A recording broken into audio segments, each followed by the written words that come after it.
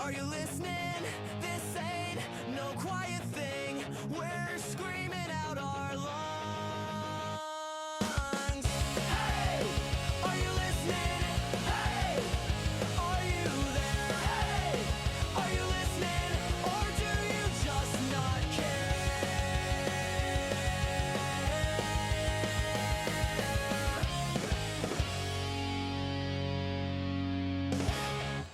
Well, hey, friends, are you listening?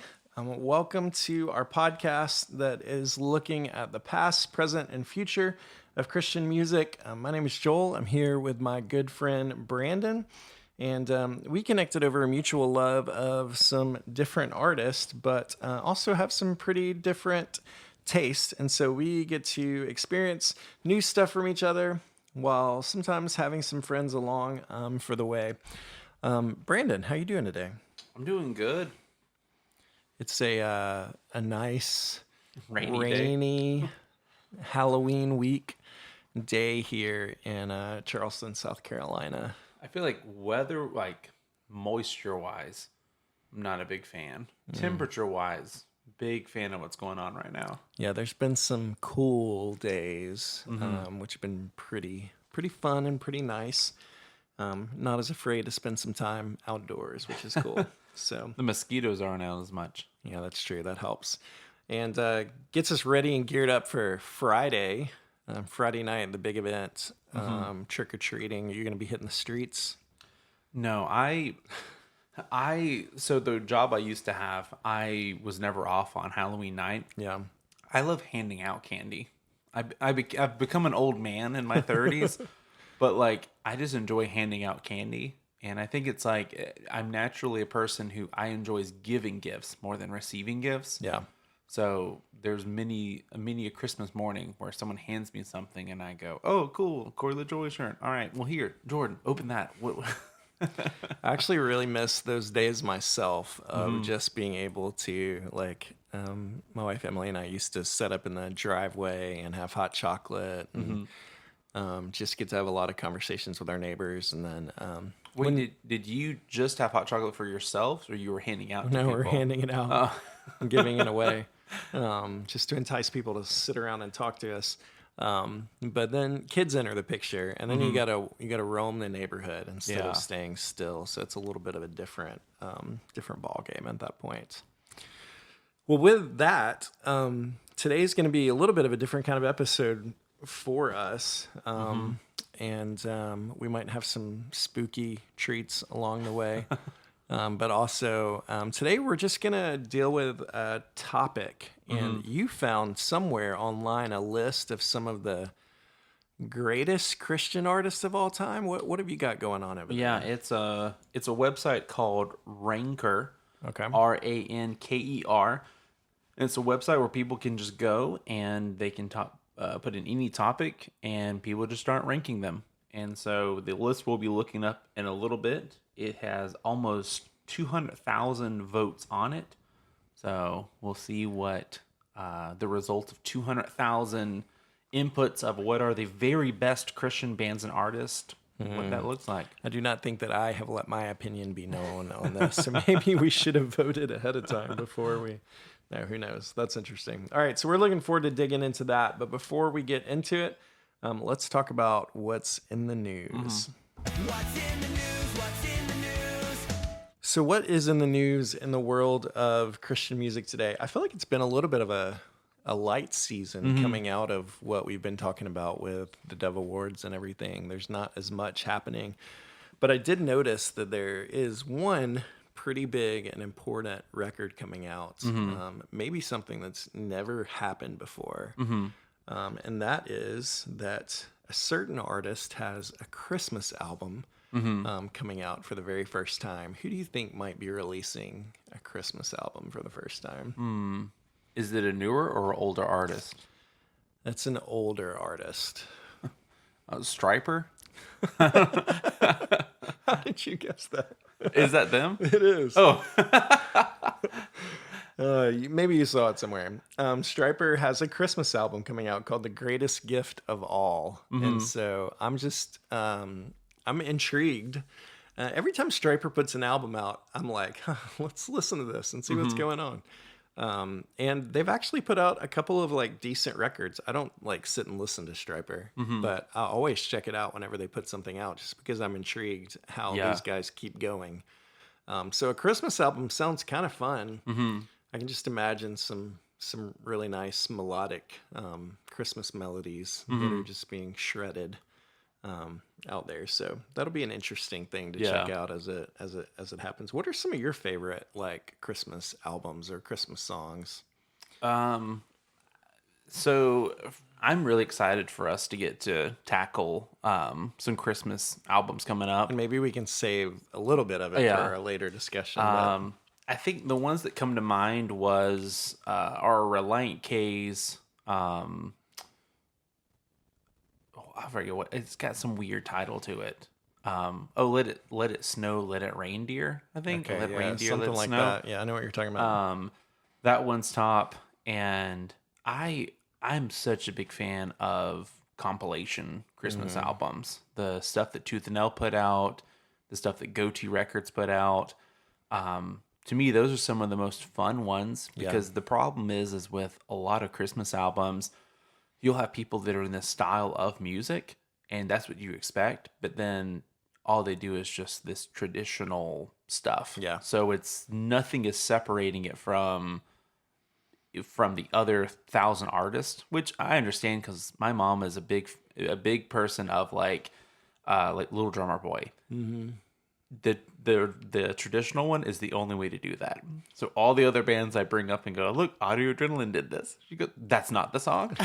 So the huge like for King and Country live Little Drummer Boy thing, she would not be like a fan of. You know, honestly, I don't know her feelings. I'll have to reach out and provide an update later on. Can't wait to find out about that one. That's cool. All right. Well, what are some things that every week we talk about what we've been listening to lately? Is there anything for you that's kind of a new thing that you've been digging into? It's funny that you mentioned like Christmas albums. Yeah. So each year we put together a puppet show for the kids at church. Yeah. So we like we write a new one and act it out and all. And I feel like to get in the spirit of writing in the right headspace, you have to listen to Christmas music. Mm-hmm. So I plugged in my Christmas playlist from last year. So the other day on the way home for visiting my parents, it was just a straight hour of listening to Christmas songs and going, all right, what about this Christmas song can I fit in with? Oh yeah, we can do, a whole production based on that, or whatever, with like telling a story. So yeah, this past week it was just in the car, just for an hour straight, listening to random Christmas songs. I would have such a hard time if any part of my ministry job had me listening to Christmas music before Thanksgiving. Just because I'm one of those guys that has like that hard line of like, we're not going to do this. And my kids, it drives them crazy. But then they'll start listening to Christmas music before Halloween, and then they're like sick of it by the time we're like halfway through December. Yeah. And I'm like, you actually have to still enjoy Christmas music on Christmas. So yeah, that's always fun. I don't have anything new really that I've been paying attention to, but one record that I've been listening to that is one that came out I think last year is one of my favorite bands is the band Luxury. Yeah. They're an old school Tooth and Nail band, but now just kind of releasing their own stuff. And so they put out an album last year called Like Unto Lambs. And I love everything that they've released in the last 10 or 15 years. It's been really good, but this record is super good. The production's great. I think they record with Matt Goldman out of Atlanta, but it's just such a good record, and there's such a variety of like songs on it, and such good songwriting and lyrics, and their singer is just like a beast of a singer. He's got great vocals, and so I love that band, and I love that album. So I've spent some time digging into that one lately. So that's been fun. All right, well, let's transition and then see where we are going to get with what we've got going on today.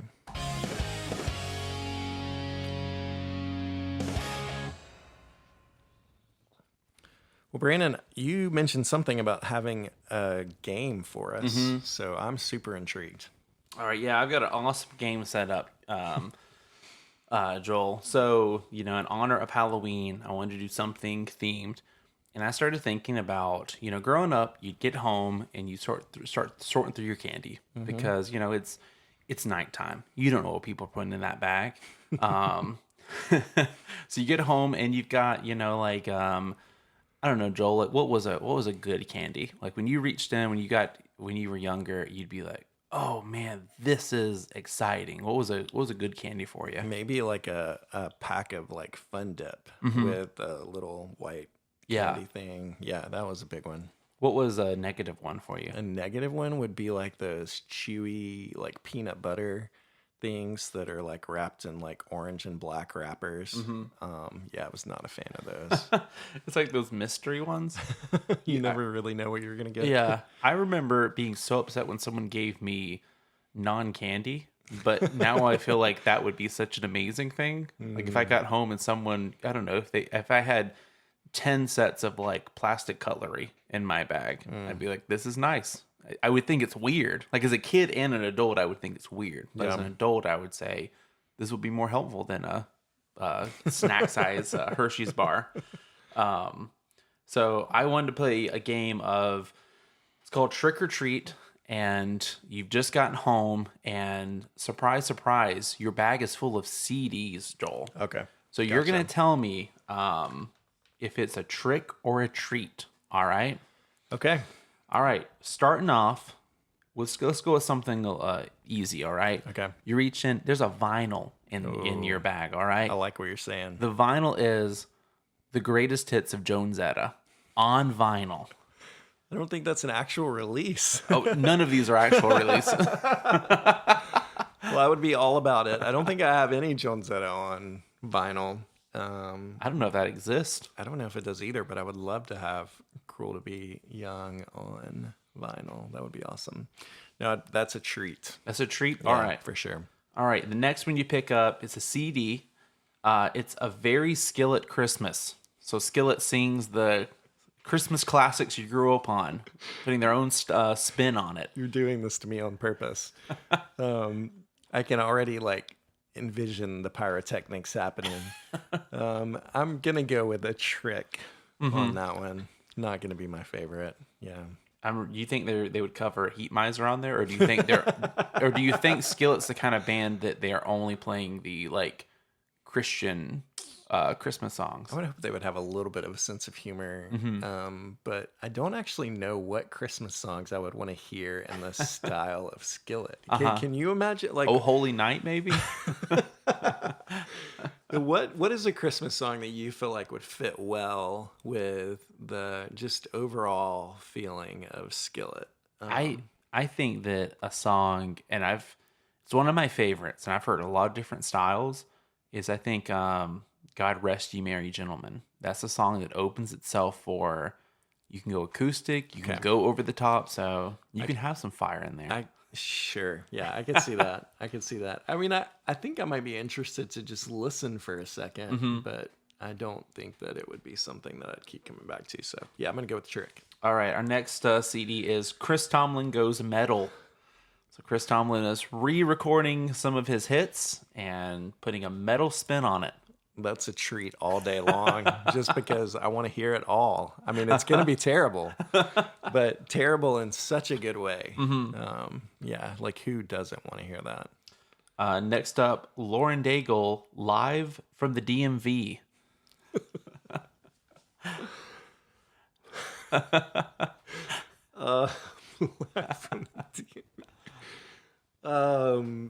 If it helps, you can choose which DMV. I'm just imagining the one that in Monk's Corner that I've spent time at. I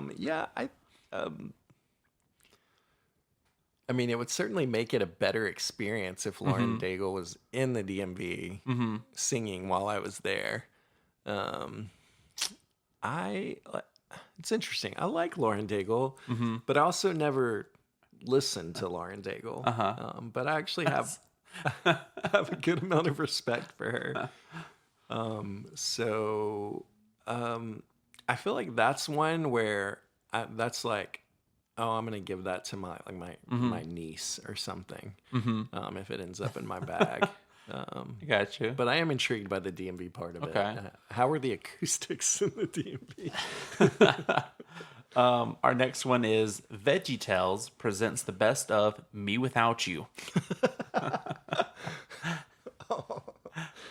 Oh, I don't know where you came up with these. VeggieTales presents the best of Me Without You. I feel like I might enjoy it more the other way around. Me Without You presents man. the best of VeggieTales. You know, they did do those albums, Yeah. was it 20 years ago, where it was they covered like Reliant K and all, but then Reliant K covered. I didn't even think about that. We're talking 2-disc special now. Yes, I would. Okay, in that case, I'm totally going with Treat. I would spend at least I'd spend $100 on that right now if you could provide me with the 2-disc. Well, that's a total treat for you. We're throwing it out there for VeggieTales, Yeah. Me Without You. Come on, Me Without It's You. the collaboration we've been waiting for. We need the collab to happen. 5 Iron Frenzy goes country. Yes, it's a treat. Anything that 5 Iron does, I'm here for.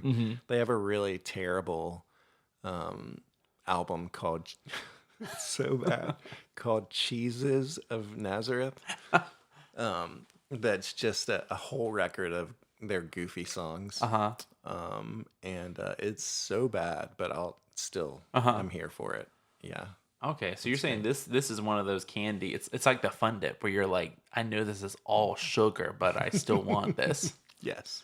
There's no nutritional value like in a Snickers bar. At least got a peanut in there. On their EP Quantity is Job 1, at the end they have a rock opera. It's not really a rock opera, but it's an opera. It's called These Are Not My Pants. And so there are country styled songs in that opera. And so I've been able to experience a little bit of Five Iron Frenzy in the style of country, and I'm here for it. Okay. And here's our final one. When You Wish Upon a Starflyer 59. Starflyer 59 sings the classics of Disney. Yes. Treat. Yeah, I'm totally here for it. I love it. I think it's great. And I can just imagine Jason Martin singing When You Wish Upon a Star. It sounds heavenly already in my head. So let's make that happen, Velvet Blue and Jason Martin and co. Well, there you go. It sounds like you got some real treats for Halloween, Joel. So. Yeah. So out of all of those for you, which one interests you the most? I think it's clearly the VeggieTales one. If you add the other disc. And I think that out of all of them, the one that has the best chance of being really good was the Starflyer one. And when I first came up with it, I was trying to think, what's the most ridiculous thing I can do? But then I thought, man, that would be pretty really good. Yeah. Yeah. No, I think that'd be amazing. I love it. Well, thanks for that. I feel more ready for my adventures on Friday night with my family trick-or-treating. Can't wait to dig through those bags and see what's in there. So, all right. Well, you're kind of walking us through this episode, which is really fun. But you have a list of the greatest Christian bands and artists of all time, according to the people out there via Ranker, and I have no idea who is on that list or anything. And so I'm just excited to dig into this. So let's do it. All right, Joel, going into it, there's 135 different artists on here.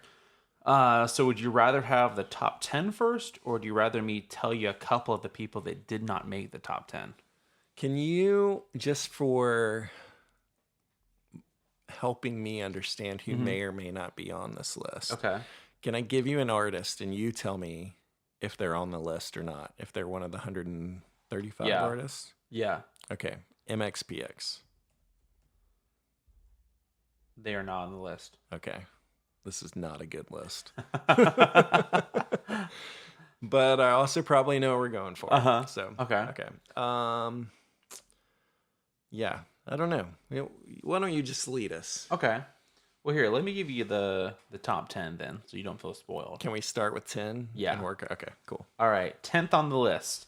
And reminder, it is the very best Christian bands and artists. Okay. So these are bands and solo artists. And Gotcha. it's not the best. It is the very best. Very best. All right. Coming in at number 10, we have Skillet. Skillet, do you think they're the top 10, in the top 10 greatest Christian bands of all time? So I have to be, yeah, I'm going to try and be objective about this and not necessarily think so much through the lens of my opinions, but think through what most people out there might believe and want to be true. And I still feel like I don't think Skillet deserves to be in the top 10. What if, for me, I think if you include before 2000s, they're not on there. But what if it was just 2000s? Do you think that they cracked the list, or do you think you're still not putting them in the top 10? I mean, my favorite Skillet album is their first album. So, like, I would lean that it's probably, yeah, but still, no. Okay. No, I'm not going to put him there, but All it's right. okay. Number 9 on the list, we have Mr. Matthew West. So Matthew West is another artist that I don't really have a ton of experience with. I think that he gained popularity at a time where I just wasn't listening to a lot of Christian music.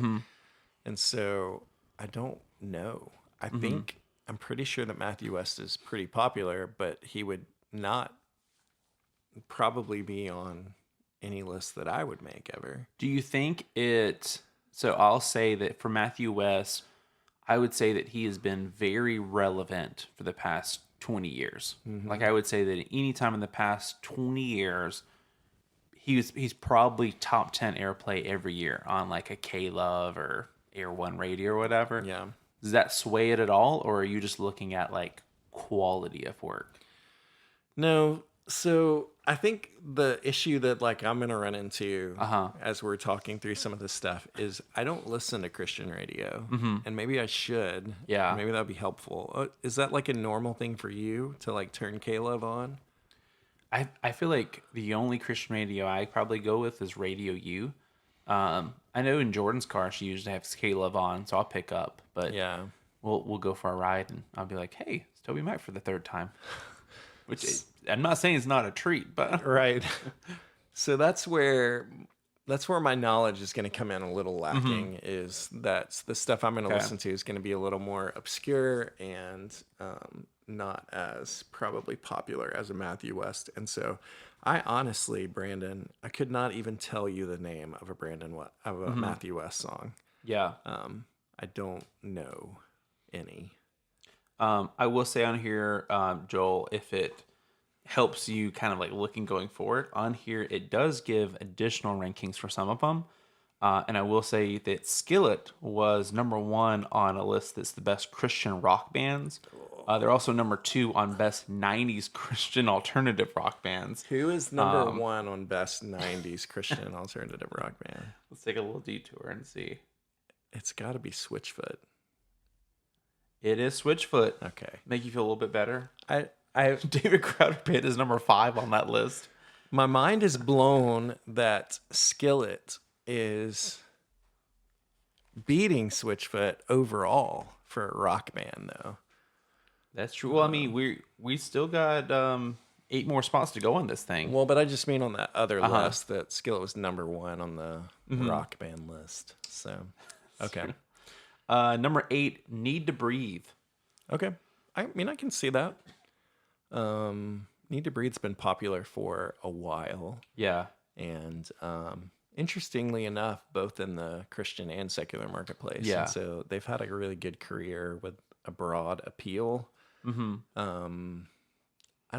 wonder how many, and like, you tell me from riding in the car with your wife and listening to K-Love, how often does Need to Breathe get played on K-Love today? I would say, I don't know. If I had to guess, I would say probably frequently. Really? I just don't see them as like that band. But I think they're one of those bands that we talked about, there's been like a shift in Christian music that it's a little more open. Yeah. I think also Need to Breathe does a lot of collaborations. right. So that kind of helps it as well. Yeah, but So- all that to say, that one makes sense to me. Okay. I get it. Number 7, Mr. Jeremy Camp. And this is all time. Mm-hmm. So this isn't even necessary. This isn't right now. That's So what I the have to keep very framed best in. Christian bands and artists. So Yeah. Is Jeremy Camp still making music? Mhm. Really? Okay. I think he's back. I think it's a mix because he was rock, then he just went through like a worship Yeah. era for about 10 years. I think he's back now to just pop, maybe. Pop. He's Pop worship? He's mellowed out a little bit over time. I mean, I get this. I know Jeremy Camp was popular. Again, I know his first album better than like anything else. And it was good. So I guess I get that, but I don't think I would have him in the top 10. Yeah. That one seems a little strange to me. Yeah. All right. Number 6, we have Third Day. I mean, yeah. Third Day's, I feel like Third Day's got to be in the top 10. They're also ranked number 10 on a separate list that is entitled The Best Bands Named After Things from the Bible. So it's 2 top 10 lists they're in right there. There you go. Yeah. No, I think that would make sense to me. Third Day's had a great career. They've managed to stay relevant and on top of their game. And while they put out a couple of worship records, I think they're also still making their own music. And so they've kind of danced the line there, being able to stay relevant by digging into the worship stuff, but still at the same time just being their own thing. And so I think that one makes a lot of sense to me. What are your thoughts on that? I think so. I think they're a band that made a huge impact in the 2000s, into 2010s. I think they retired from touring, I want to say 2018 or so. They're doing another reunion show, and there's always that awkwardness of, okay, they're coming back. Do people want to hear them? But I think there's a lot of people from back in the day that love them, and I think there's a good bit of younger people that could still tell you, or at least hear a song and be able to tell you, yeah, I know that song. Yeah. So 5th place is Newsboys. Yeah, it tracks. Makes sense. Yeah. Obviously, recent controversy. But setting that aside, I mean, Newsboys is a band that has had great influence all the way from like early 90s. Yeah. Coming out of Australia. John James, and then as a singer, then Peter Furler, then Michael Tate. And so I was most into them in their early days with John James. But then kind of a little bit into the Peter Furler days. But yeah, I mean, they rode the wave, and they did the worship thing for years. Yeah. Yeah, I think that one, I don't have any qualms with that. Yeah. They're also ranked number 10 on bands that currently have no original members left.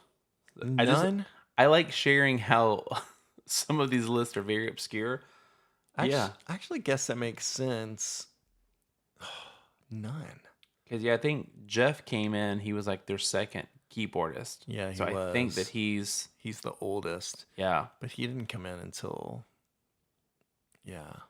because they have like the first record that I got into by the Newsboys was their album Not Ashamed, which is a great record. And they went from there to the like Shine album. But Not Ashamed was excellent. And but they had like 2 or 3 albums before that that I don't feel like I never even had. I don't feel like they were super popular ever. They kind of broke out on the Not Ashamed days. Yeah. But they've been around for a long time. So I guess that makes sense. But also, if there's a band that exists that has no original members, I mean, come on, guys. Do we still need to keep doing this thing? Like, it's truly the band is business model. So it's weird, but yeah. All right, we're down to the final four. Joel, what's a couple of bands if you had to guess? We're down to final four. Who do you think we're gonna see in this final four? So I would think that there has to be a DC Talk and or Toby Mac. I don't know how you deal with that. Okay. But I would definitely think they need to be on there. I've got to think outside of just bands though, and think through artists. It's a hard one because you have like a Michael W. Smith and an Amy Grant Yeah. that had immense popularity, but like with people voting on the internet today, probably not super recognizing the impact that artists like that Yeah. have had over time. And so I don't know where they would fall in there.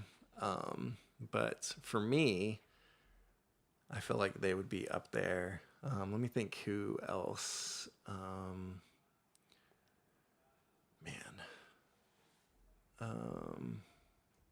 Yeah, I don't know. It's Audio Adrenaline. I feel like should be somewhere, but I feel like they would probably be under the Newsboys.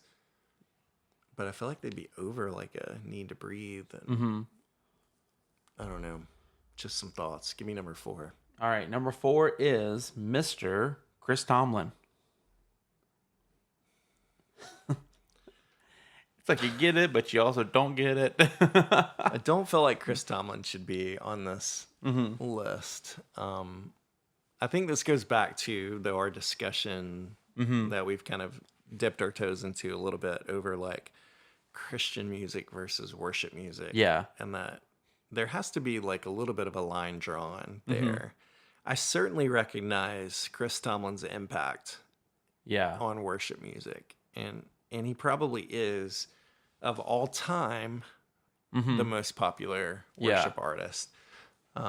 But so, I mean, I guess I can see where that fits, but I kind of just want to draw those lines a little clear. Yeah. Is there like a worship list that I he's can also check part after of? this and see. Yeah, it'll be interesting. Right here, he is 21st on the best gospel singers and groups. What? But once again, I feel like gospel is separate from, you have like Christian rock, or if you just want to say Christian music, Yeah. and it tells all that, then worship, then gospel. So yeah, he's also number 705 on the greatest music artist of all time. Of all time. Yeah. So not top 700, but still top 1,000. Saying something. Ranker is interesting to me. I would love to go see who the number 1 artist of all time is. So this used to be one of our go-to, me and my best friend Keith on our former podcast, we'd pull this up. And it was always a really good show because it would just be Keith being like, that's not a candy bar. Kit Kat's not a candy bar. It would always lead to some pretty good discussions. Number 3, Mercy Me.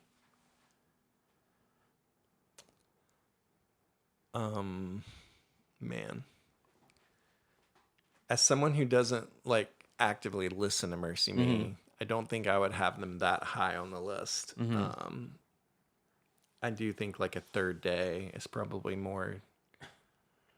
But then Third Day's probably never had a song that's like as impactful as I Can Only Imagine. So I get that. But number 3, yeah. I will say, and this is coming from someone that there's maybe 5 Mercy Me songs that like I'd have in my rotation, but I think that just the length of time they've been around, the hits they've put out, even just their reputation. I think when you put everything in, I think definitely top 10, and I think on the Mount Rushmore, because Audio Adrenaline, I love Audio Adrenaline, but they were around for like a decade. When you look at, I don't know, Mercy Me, you have they were around, what, 90? Their first album was 96, 97? Maybe. I don't know. I don't feel like really that or at least that they were popular, because they probably would have been more on my radar. I don't know when I Can Only Imagine came out. Let me do some research here. While you're putting that research up, I will tell you, Joel, that they are ranked number 41 on the top 45 best grunge bands of all time. What? Yeah, so Mercy bet you didn't Me. know that, Joel. Mercy Me is not a grunge band. You know there was just what's weird is they are number 41, so it makes sense if they were 45 and someone just to be funny put that on there. But they beat out. There's 4 bands underneath them that they're like. There are Mercy some Me is definitely more really grunge. good grunge bands that lost out because Mercy Me is on that list. That's so interesting. They formed in 1994. They released 6 independent albums before they signed to a record label in 2001. So I think they started hitting their like popularity in early 2000s. Yeah. So All right, moving to number 2 is For King and Country. man, this is just getting harder for me. No. So for King and Country is known for their like live shows. But it's a lot less about the music than it is just about the theatrics of Yeah. their like live shows.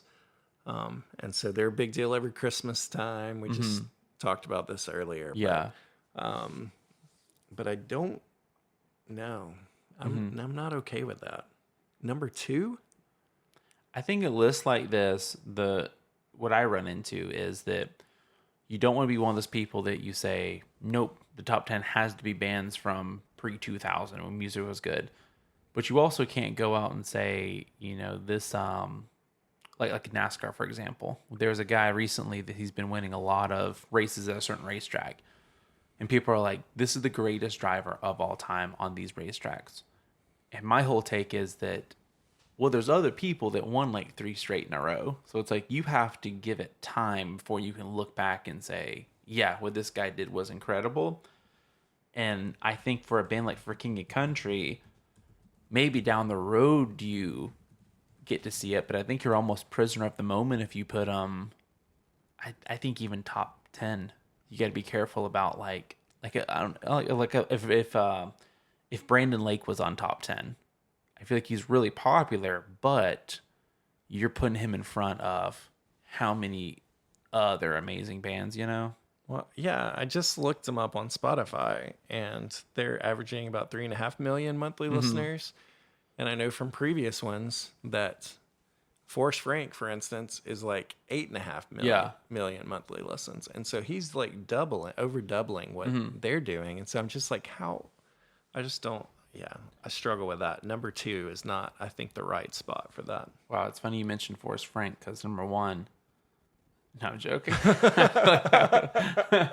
a lot of frustration. I will tell you, number 1 is not Forrest Frank. Okay. Joel. Good.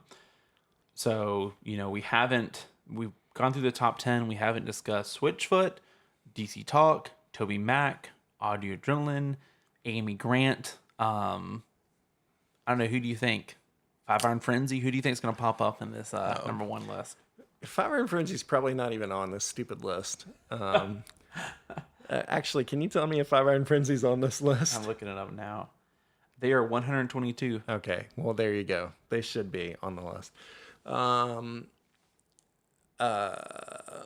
probably would have to go with... I think DC Talk is so out of popularity today that it's probably not them. They're number 12 on the list. Okay. I feel like they way deserve to be in the top 10, in my opinion. I don't think that there was any band that like firmly planted their feet in the Christian market that was ever as big as they were at the time. Nobody else is doing that today. And so, but Toby Mac is immensely more popular than DC Talk today. Okay. And probably gets played more than it. So Toby's my guess. Okay. You want to know where he is on the list? It's not number 1. Huh? It's not number 1. He's not even on the list. What? He's not even on the list. That's insane. Are you serious? Yeah, 135 Christian artists, and no one did a vote for Toby Mac. He probably gets played more than anybody on K-Love, right? I don't know. I don't ever listen. Yeah. I mean, he's got to be played regularly. That really shocks me. Like, as someone who doesn't listen to Toby Mac, I'm offended that that's the case. A couple of other ones before I reveal number 1. Switchfoot is number 13. Okay. Lauren Daigle is number 17. Okay. And your number 1, very best Christian band and or artist forever, Casting Crowns.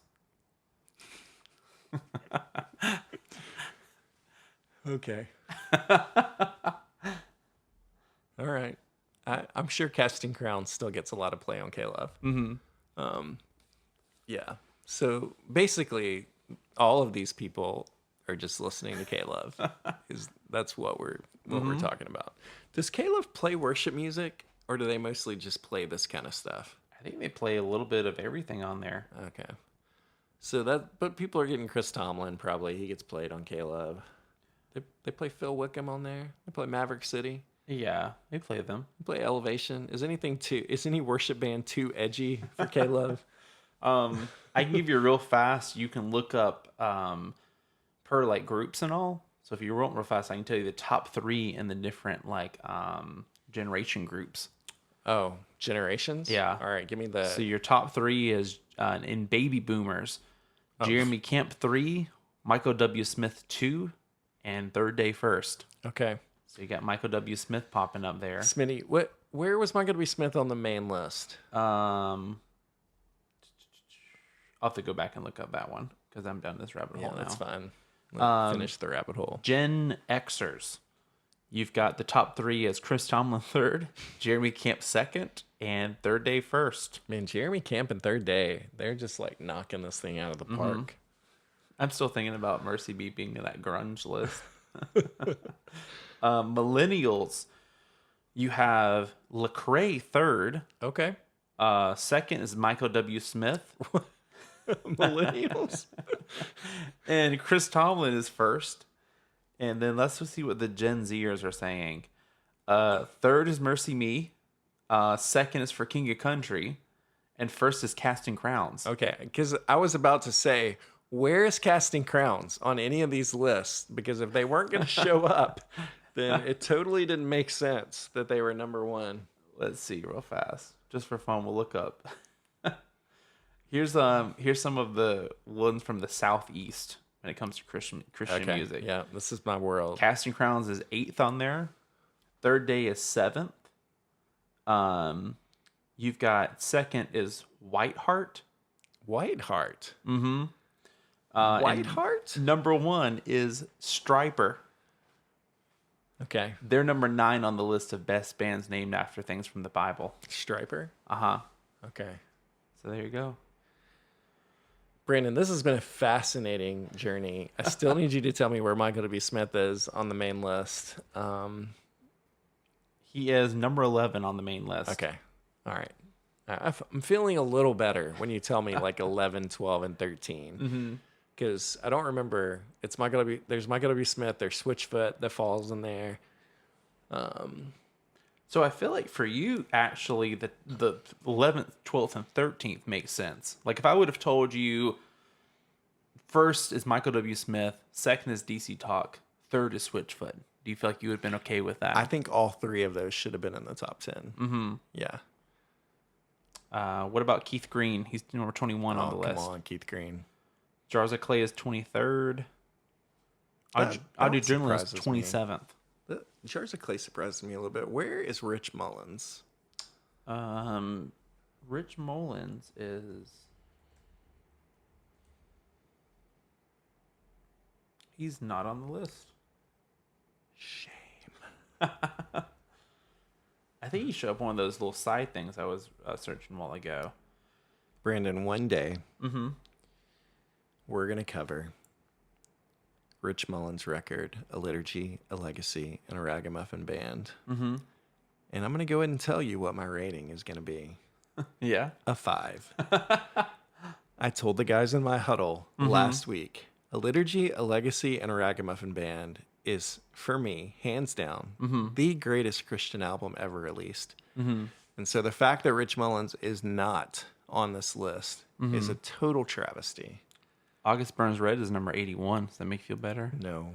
I actually don't listen to August Burns Red. Sorry, Brad, if you're listening to this. Yeah. Dolly Parton was number 98.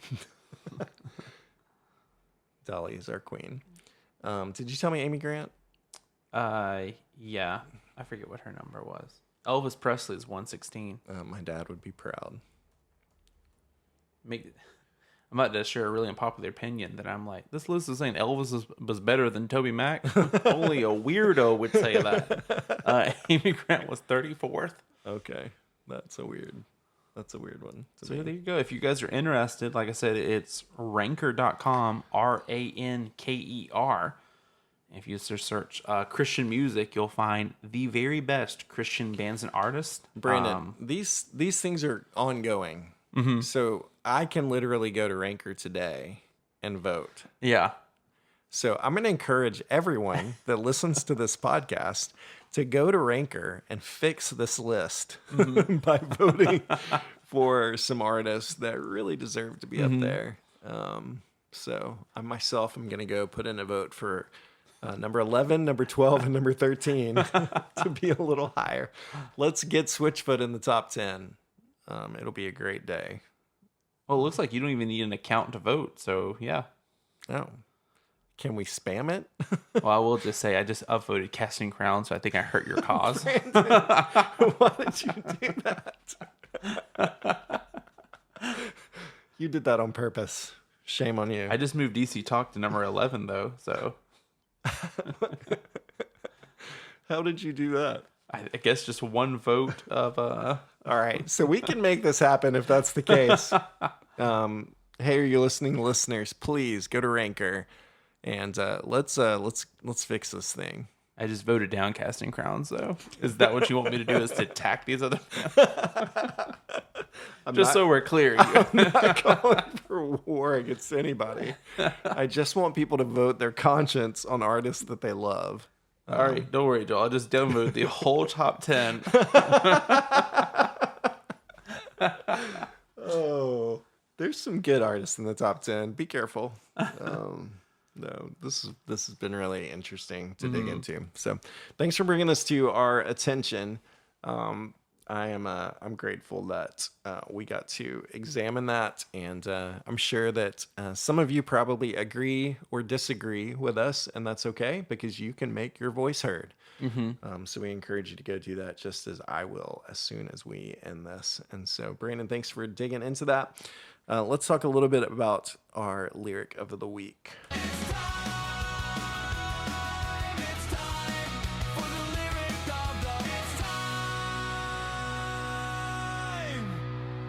All right, so this week, our lyric of the week comes from Starflyer 59, since our podcast is inspired by Starflyer 59, and this comes from Starflyer's Disney covers album. I'm just kidding, it's not. No, this comes from the Starflyer song, You're Mean, and the lyric is, You're mean, or so it seems. You've got everything but the one I need. Interesting lyric from Jason Martin. So, well, it's been a joy having you guys with us this week. Don't forget to go and find us out there on the webs, on social media, on Facebook, on X. Subscribe to the podcast. We would love it if you would leave us a review with written words about how great you think we are, or you can rank us on Ranker in the greatest podcast of all time. Whatever. I'm sure we're not on there yet. So if you guys want to get moving on that, that'd be great. But we're thankful for you. Thanks for coming and listening to these episodes every week. And for us, it's a joy to get to talk through this stuff. So we'll look forward to seeing you guys next week. Hey, are you listening? This